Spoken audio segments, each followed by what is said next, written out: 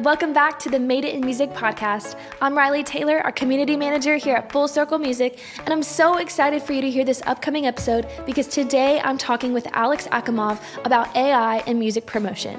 Alex migrated to the US when he was 19 and transitioned from touring guitarist to pioneering music manager. Together with his wife Lonnie, they used early social platforms to elevate the fame of boy band New District. In 2017, Alex launched Simple Social, a digital marketing agency for global artists, and later founded Sound.me in 2022, an AI-powered platform transforming influencer collaborations and music promotion with nearly 1 million users. This was recorded along with our live online audience from our Song Chasers community. You can learn more about songwriting and find other music industry resources at fullcirclemusic.com. For now, let's dive into the episode. All right, good morning, everybody. How we doing? We got a great session today with Alex Akimov, and he has the company advertising.me by Simple Social, which is marketing and analytics solutions for the music industry. So we're going to get a little nerdy today, which is always fun. We're going to get into the weeds on some music marketing stuff. Everybody, give me a little quick hand raise if you could always use more help with music marketing out there. Anybody out there? If you're not raising your hand, You're just lying, because that's all of us. So, hey, appreciate y'all being here. Alex, thanks for being here with us this morning. Oh, thank you so much. Thank you for your time. I appreciate it. Yeah. So before we jump into to your company and what you're doing, maybe just give us your 5-minute your story. How did you get to where you're at? Where are you from? What made you interested in the music industry? And how did you decide to combine that with marketing and analytics? Oh yeah, for sure. So I moved to LA back in 2006, I think. Yeah, 2006. And I came to play guitar. So I got my BA in classical music in Russia. I'm from Russia originally. Not a friendly country at the moment, but back then it was. I promise you, back then it was fine. So I came in 2006, and I was like, all right, cool. I graduated the college. I was like 18, 17, right? So I graduated the college, got my BA. All right, cool. I know classical music, no composition. I want to do more. I want to play guitar. I want to be a rock star, right? So what am I gonna do? So I'm gonna go to US, because that's where the music is. That's where the music scene is. So I submitted to a bunch of colleges, and I submitted a bunch of applications, by mail. Back then I sent tapes, like the tapes, so that's what I've sent to people, not CDs, even tapes. And I got accepted to two schools. I got accepted to Berklee College of Music, and I got accepted to LA Music Academy. So I've decided that Boston school, but cold, and I'm coming from Russia, which is cold already. So why don't we, choose something else? Palm trees, the beach, and it would be cool. So I'm gonna move to LA. So I came to LA to study music, and I toured. I played guitar. I did all these things for quite a few years, and then I started doing session work and things like that. So then I've decided to, I've been touring a lot, right? So and the tours took a lot of times, because that's how musicians make money. Studios are dead pretty much. There's not that many studios. All session work is taken and it's occupied. It's really hard to get those gigs. So touring, that's where the majority of the income would come from. And I've been touring, we toured 5-6 months at a time. I would be gone and just, that's it. I've been doing it for a few years. And then back in 2000, and I think it was 2011, me and my wife, I was married, and I was like, we got a Chihuahua, right? A small little Chihuahua. They're still with me. And I left. We bought a first house in LA, right? But when market crashed, it was cheap. It was like affordable. So I saved up money. We bought the house. And then I left on tour. We closed on the house. I paid it for one room, like our bedroom, because it was a major fixer-upper. And I left on tour for 4 months. I seeded some grass in front. We got a Chihuahua, and I left. So I came back 4 months later. I see my Chihuahua is already big. I see the grass is tall, and I'm like, I'm gonna miss my whole life if I'm gonna continue touring, and I'm just gonna blow it. That's what's gonna be my life. And then what? What if I can't tour anymore? What's gonna happen? So I quit next day. So I said, you know what? I'm not doing it anymore. I'm out. So I quit the band. I stopped touring. Then I started joining cover bands locally. Played things, did things, and performed and stuff like that. And then a friend of mine, a buddy of mine, he came and said, hey, I have a company, right, who is putting a boy band together, and they're looking for a manager. Do you want to do that? And I was like, all right, let's do it. So I jumped from playing guitar. Like within a month, I became a manager of a boy band. And I had no connections in the industry. I had no idea what I'm doing. I like, it's 5 kids and international kids too, because like 3 of them was from the United States, 2 of them were from like Europe. And I'm like, all right, now what I do? So, we need to figure out, we had some funding, we had some things, but like, let's figure out what we're going to do. And I started digging, right? Started grinding and digging. And within, the band was together for like a couple of years. But what I achieved there is like I grow their YouTube channel. So because I was trying to find, okay, I need to promote digitally, right? Everything's in the digital space. Everything is like going into digital marketing. I need to promote them, right? How do I do that? Like I don't know anybody. So I started looking at people and starting to look into this. And I couldn't find, out of everybody who was recommended to me, like, who I met online, who I met people, I couldn't find one company that actually would do a good job. Everybody sucked. And it was such a like, and I'm like, okay, so I have to do it myself. I have to freaking figure it out how to take this to the next level and how to make it good. So I started analyzing the data, started learning basic stuff. Within a year, I grew their YouTube channel to 100,000 subscribers. I got them like 600,000 followers on Instagram. It was real, right? It was all through ads and through advertising. So I learned I never ran Facebook ads before. I'm like, all right, let's do this, let's do that. And I got them nominated for Teen Choice Awards just by using Twitter. So we got nomination there, and I booked them tours. So we toured with Fifth Harmony, we toured with Ruth B, Troye Sivan, BB Rex. We played with all these big artists, right? And it was all done pretty much by me, right? I didn't have a team. I didn't have people who's going to do it with me. Like my wife would help me out. So we would be doing it together because it was just too much. But that's it. So I was like, all right, cool, that's possible. It's like, we're going to continue with the boy band. One Direction just broke up. We're going to be big. Then boy band decided that we're rock stars, solo artists, so they jumped. They basically said, oh, I'm going to be solo artist and I'm going to be more successful. Years later, none of them is. They should have stayed in the band and we could have achieved something, but whatever. So, and then when they broke up, right, I was heartbroken because like I spent like a couple of years just working with them day and night and just building. And I'm like, all right, now what? So what if my services would be needed by somebody else? What if there's a magic loophole that nobody like has the company that actually can promote music and just focus on that? And turned out to be there is. So I started to get like, I went to people like, because we did some promotions and things like that. So I met some people. So I went to them and was like, hey, I'm starting my digital marketing company and I want to grow artists. Some of them said like, oh, this is so stupid. There's so many digital marketing companies. You're just going to be one of, 1,000. But some people said, you know what? I want to try it out. So here's the artist I have. So I have to, so I started doing that part, and it's like, all right, cool. Like I'm going to promote this artist. I'm going to promote this artist. And then artists started talking. And then managers started talking. So that started to grow and it started to pick up more and more. And then a friend of mine, I became friends with from the boy band. I became good friends with Randy Jackson. So Randy and I became friends because he was like helping with the boy band. He really liked them and he was really into it. So he was the first one actually who introduced me to a record industry business. He introduced me to a guy named Rob, who was VP of Epic Records. And Randy had his band signed to them. So he introduced me to him. We sat down, we met somewhere like in, at some bar or whatever. And he was like, I gotta try it out. I'm like, all right, cool. So we tried it out. He gave me his boy band or whatever. So I started working with them. And it was my first break into the industry. And then out of the blue, so I'm promoting artists, right? I have about 10 clients who I'm growing consistently, who I'm working with. I'm still not promoting music. I'm just growing artists, Instagram and YouTubes and things like that. I still haven't touched the music. And then all of a sudden, I get a call from a friend of mine, and he's like, have you met Mike Karen? And I'm like, no. He's like, we're going to go meet him. So I met with Mike, and it was intimidating because I read about him. And I don't know. And for reference, for people who are on the call or listen to the podcast who maybe don't know who he is, can you give a little context there? Yeah, Mike is one of the most, I would say he's like, for me at least, right? He's one of like, he's the most influential person for me in the whole industry. And he was one of the most influential people for the whole, for the music industry. He's his way of thinking is completely different. He's a record executive, and he is Karen. It's Caren.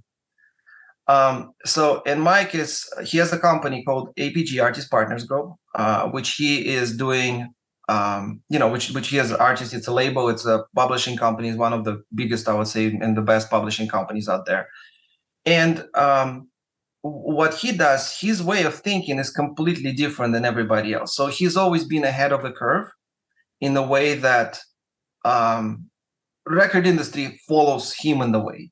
So like they kind of like, they're not necessarily like, he's not necessarily the only one, there's big labels, big people, but he's one of the first people who try things. He's experimenting with stuff, and he's like, yeah, he's a pioneer. That's right. So and he's always trying new things. And so I met with him, and we talked, and he was like, hey, let's try an artist. Let's try to promote somebody. Let's try an artist to promote. Let's try and see where it's gonna go. And he said, hey, I have an artist who just got signed. We're developing her, and we're trying things out. So he gave me first artist, worked out, we started working together. And before Mike, right? Before, like, that's the pioneering thing that I, really looking into it. Like before Mike, before him hiring me to work on be exclusive in his company and do all the digital advertising, nobody hired people in-house. Labels didn't, it wasn't a common practice of hiring people in-house. Everybody were kind of outsourcing, hiring like outside companies and trying things. And digital marketing wasn't that big yet.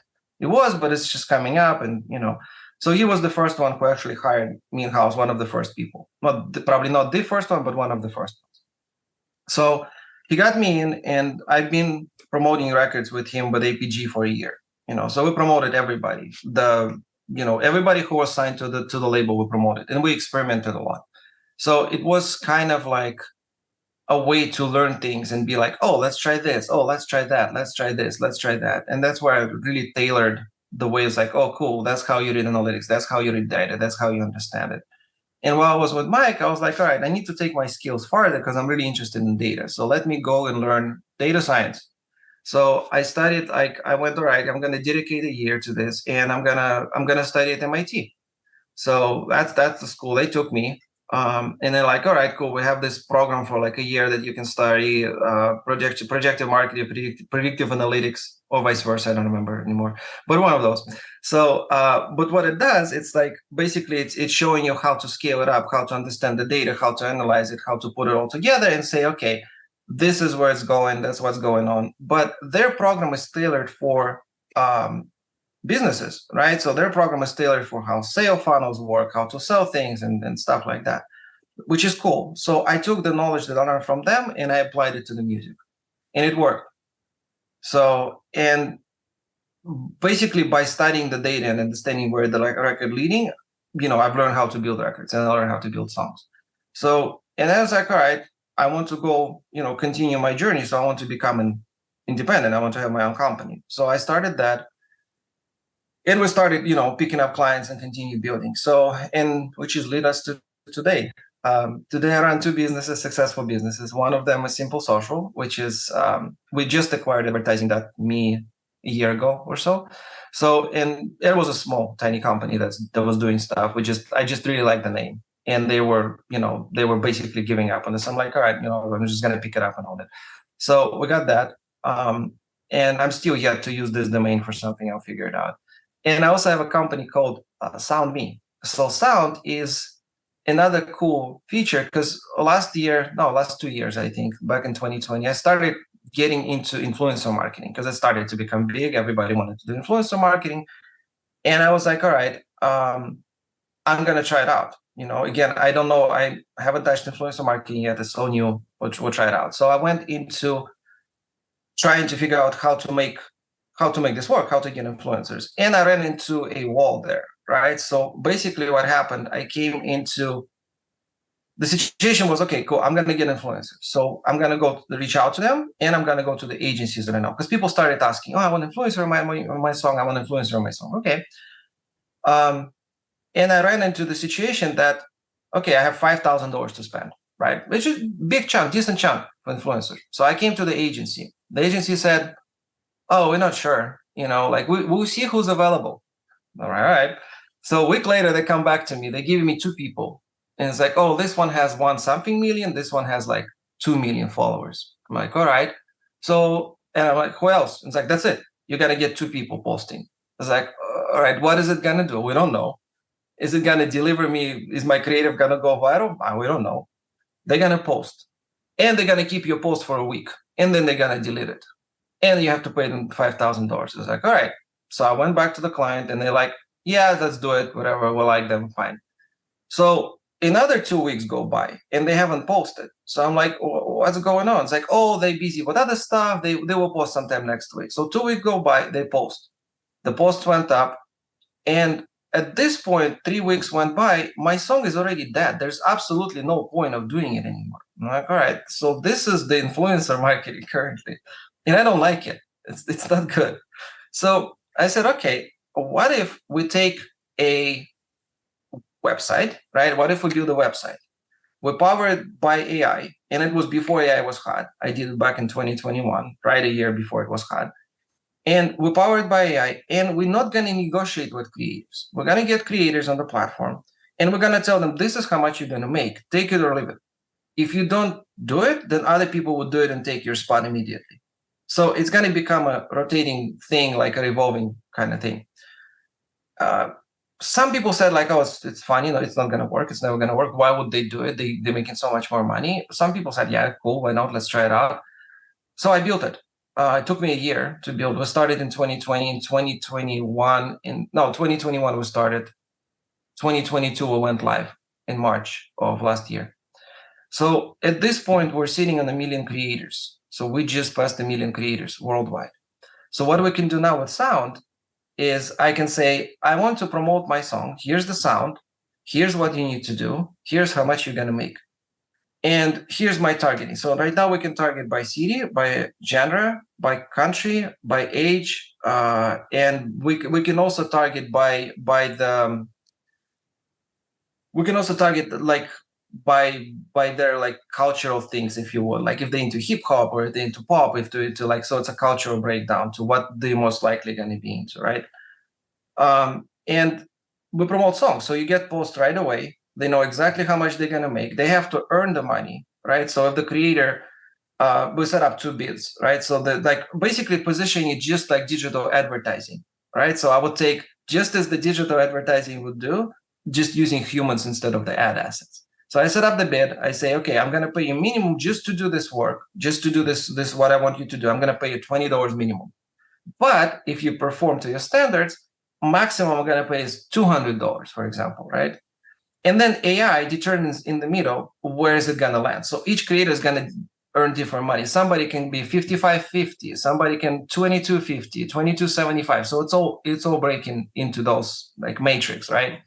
And when they do it, right, when they perform, if they perform to the standard, to what AI allocated to them, they're going to make full amount of money. If they underperform, they're going to make less. In the next campaign, they're going to be less and less and less.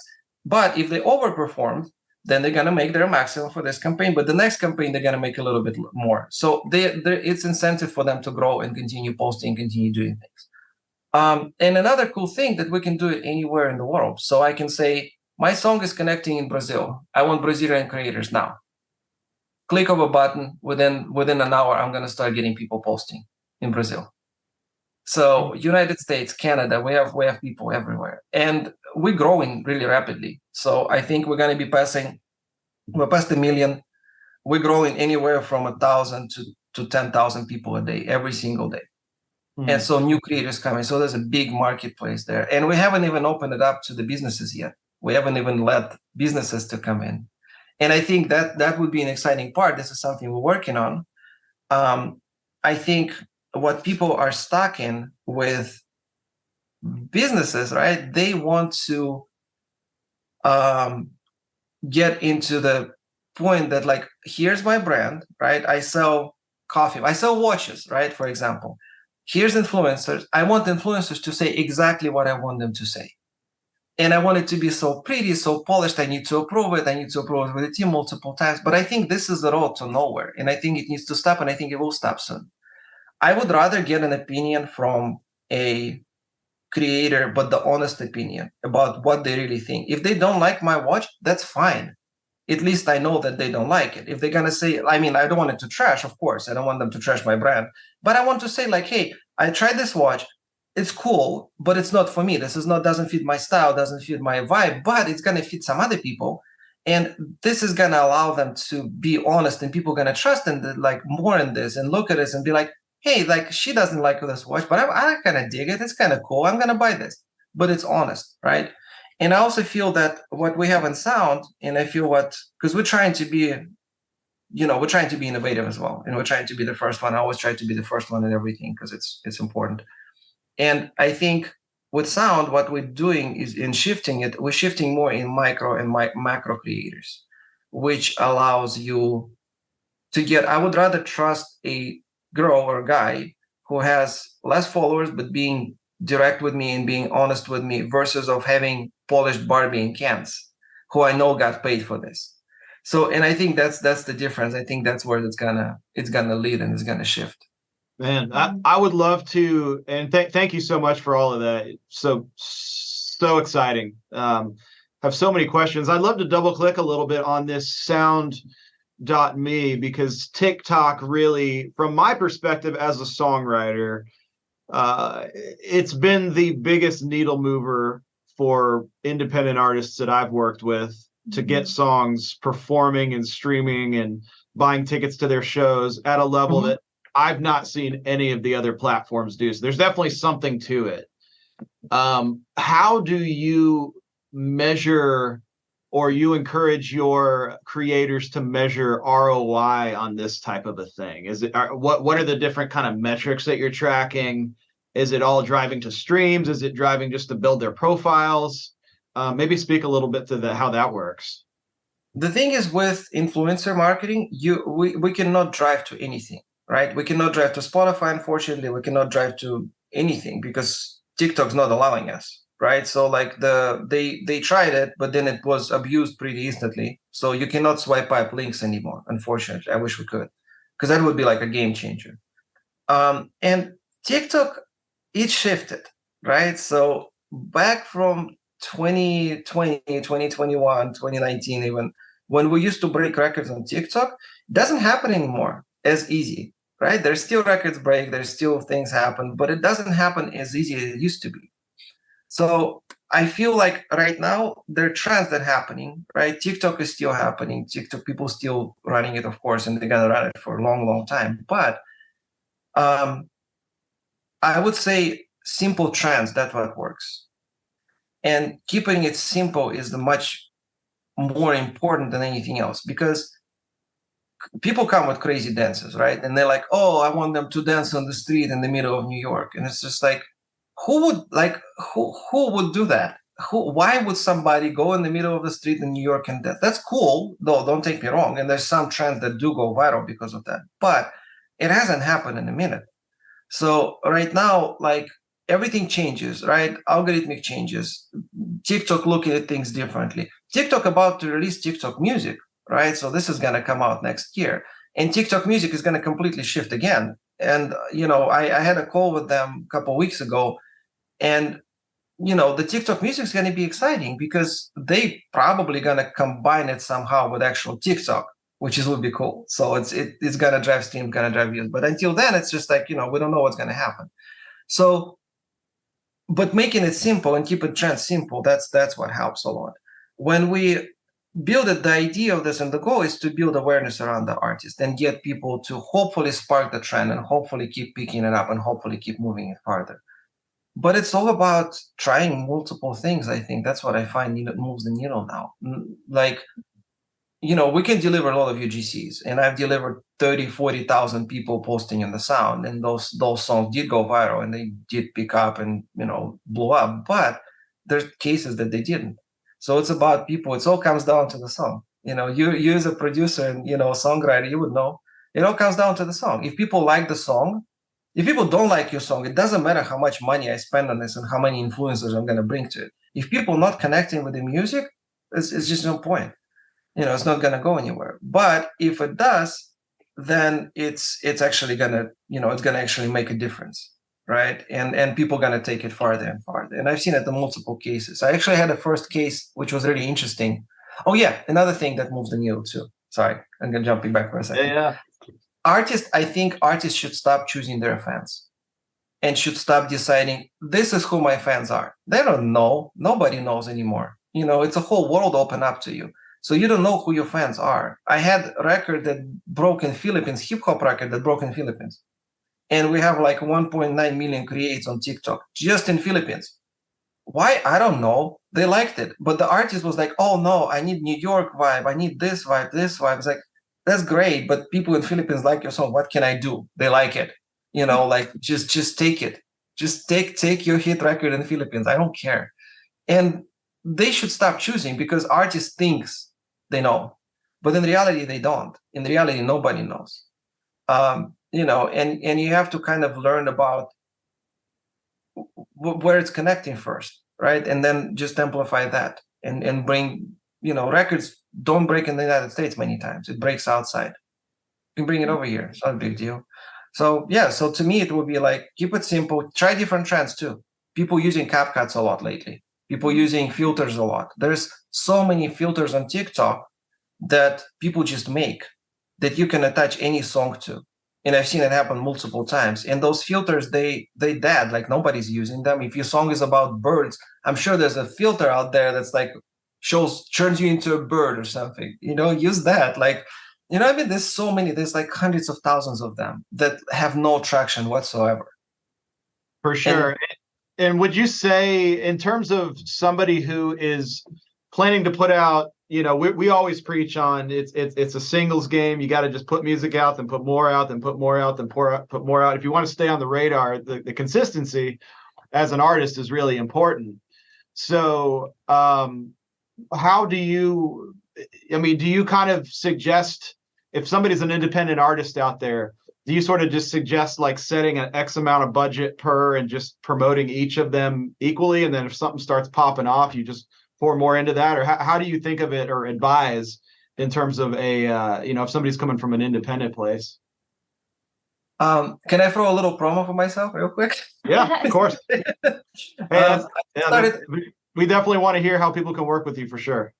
I just started a YouTube channel not too long ago, and I'm still learning because I actually want to dive into this for a second, if it's okay, because I learned so much in just doing it. I started doing it in August, right? And my YouTube channel, it's at Simple Social. It's Simple Social, and it's Alex Akimov, so you'll find it. It's there. It's a brand new channel. I just started it 3 months ago, so I'm trying to grow it and trying to do this. But I that's what channel is dedicated to. So it's advices. It's about how to promote your music, how to do it efficiently, what you can achieve with this. So what I would say with the budgets, right? It's always about understanding your fans, right? So the way I would break the budget. So let's say artist comes to me and says, okay, I have $1,000 to allocate to promote a song, right? So the first thing what I would do, Sorry, I was pulling up your YouTube channel. So that's me. We'll make sure to share it with the group. Oh, thank you. I appreciate it. So what I would do, I would take $1,000 and I would do social listening. Social listening is something that you go into and you analyze every single platform, right? But if the artist is brand new and you listen to what people saying, either positive talking, either negative talking, what they're saying and how they're saying, so you can tailor your brand to what's needed, right? So that's social listening, basics of it. But if it's a brand new artist, what do we social listen, right? Like who we're gonna go to? I have no fans, I have nothing going on. So what I would dive into is I would dive into similar artists and understand them. So if I'm targeting, let's say I'm going to go after Billie Eilish, Ava Max, Olivia Rodrigo, and Selena Gomez, right? I'm going to listen and understand where people talk about them the most and decide, okay, cool. They talking positively about Selena on Snapchat. So what it means, if I'm going to start putting ads on Snapchat, I'm going to target Selena Gomez as a similar artist. And then I'm going to find another like 20 or 30 and I'm going to go after them. Cool. They're talking about Ava Max really positively on Instagram. Okay. So Ava, Dua Lipa, who else? Camila Cabello, for example, right? So I'll take those three and I'm going to go listen to them as well, understand their data as well. And if they're similar, Instagram talks about them a lot and positively. So let's go on Instagram when we target those artists, right? And then the third one is we're going to go into see where they're talking on Facebook if they do, because Facebook still surprisingly moves the needle on some artists, believe it or not. still does. So, or they're talking about TikTok, or they're talking where are they connecting with the artist the most. And to allocate it, so let's say I have 1,000 followers on TikTok, right? 5,000 followers on TikTok, 1,000 followers on Instagram, and 500 subscribers on YouTube. So the way I would break it down, majority of my budget is going to go towards TikTok, right? Because that's where I have fans. Why would I go? I would go the least resistance to start, right? But I wouldn't run dark ads on TikTok. I would boost my posts because TikTok is facing big wall, like they're hitting the wall with their ads. Their ads just don't work. But the boost. Can you explain the difference with dark ads on TikTok? Yeah, dark ad is something that you run through the business ads manager. And this is something that is not necessarily has to be posted on artist's profile. It can go as an ad, still be served to people, but it shows as just a piece of content that disappears after you finish the ad. Boost is something that you take the code from under the post, that's something that artist posted, and you boost it. So for some reason, whatever's happened with TikTok's AI and their technology, ads do not work. Maybe the audience, in my opinion, that's like, audience is not tailored to the ads. They don't like ads. They don't want ads. So they just don't pay attention to it. But Boost doesn't seem like an ad. Boost seems like an extension of what artist already posted. So Boost worked for me all the time. Ads never. So I always boost things. And so my majority of my budget, so let's say 40% is going to go towards TikTok, right? Then I have 500 followers on Instagram. Cool. I'm going to take another like 20%, $200, and I'm going to put it towards Instagram. And then the third one is YouTube. But YouTube, if I have a music video and if I have visual content, I would always treat YouTube as equal with my main platform. Like, so I would put same exact amount of money as I'm going to put to the main platform towards YouTube. And why? Because people very connecting with visual. People don't like pictures. People don't like, people like visual. People like seeing the artist and connecting with them. So that's what moves the needle. And YouTube is a platform to do that on, right? So that's how I would break my budget down. And then if I'm gonna go into content, right? Let's say I dive into content. What kind of content? What kind of assets to use, right? So that's where the nerd stuff comes out of me. You pressed on the button. Hey, I love it. You're dropping a lot of gold nuggets here, and I hope people are following along and go back and re-listen to this as well. So if I look at the content, right? So let's say, and I just did a post about it on my channel, right? So if I look at what kind of content I'm going to use, right? So there's so many options I have. I have music video, I have this, right? Learn your fans. Always analyze your fans and always look at them and say, okay, my fans are following Billie Eilish. What are Billie Eilish fans are into? They're mainly females. They're into shopping, right? So what they see a lot of ads already. They have tons of ads dropping on them all the time. Everybody does, right? So what kind of ads they into? What kind of stuff they into? Oh, they are into, Sephora. So let's take a look at what kind of ads Sephora runs and do similar content for our ad because they already tailored to this. They're already used to seeing this ad.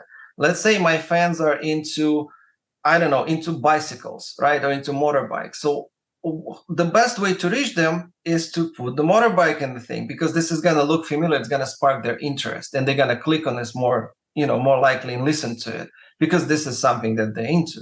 So find what your fans are into. That's the most important thing for the asset. And growing YouTube vlogs and music videos is completely different thing.